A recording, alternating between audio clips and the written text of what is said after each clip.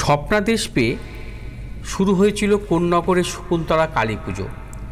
প্রায় 150 বছর ধরে আজও হয়ে আসছে সেই পুজো। আজকের পর্বে শকুন্তলা কালী। লোকশ্রুতি আছে, শ্রী চৈতন্যদেব প্রায় 534 বছর আগে পানিহাটিতে এসেছিলেন রাঘব পণ্ডিতের টোলে। তখন তিনি গঙ্গা স্নান করে উল্টো দিকে জনপদ দেখতে পান। তখন তিনি প্রশ্ন করেন, উহা কোন নগর? এরপরেই নাকি কোন্নগরের নামকরণ হয়েছিল। সেই সময় কোন্নগরে তেমন মানুষের বাস ছিল না। চক্রবর্তী পরিবার ছিল এই অঞ্চলের আদি বাসিন্দাদের অন্যতম। এই পরিবারের পূর্বপুরুষ ইন্দ্রনাথ চক্রবর্তী পুজো করে ফেরার পথে এক রাতে তিনি দেখতে পান সাদা কাপড় পরে খোলা চুলে কোনো এক রমণী রাতের অন্ধকারে হেঁটে আসছিলেন।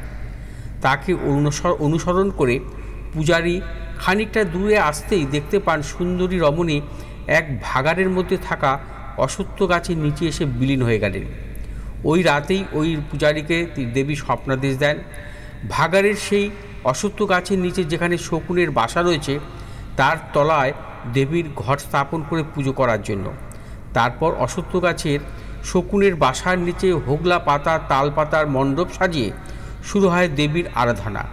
খুব সম্ভবত শকুনের বাসস্থানের এই কালী পুজো শুরু হয় বলেই লোকমুখে নাম হয় শকুন্তলা কালী।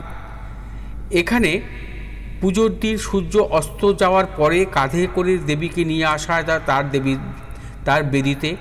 আবার সূর্য ওঠার আগে শকুন্তলা কালী মায়ের বিসর্জন হয়। কয়েকশো বছরের প্রাচীন এই পুজোকে ঘিরে প্রচুর ভক্তের সমাগম ঘটে।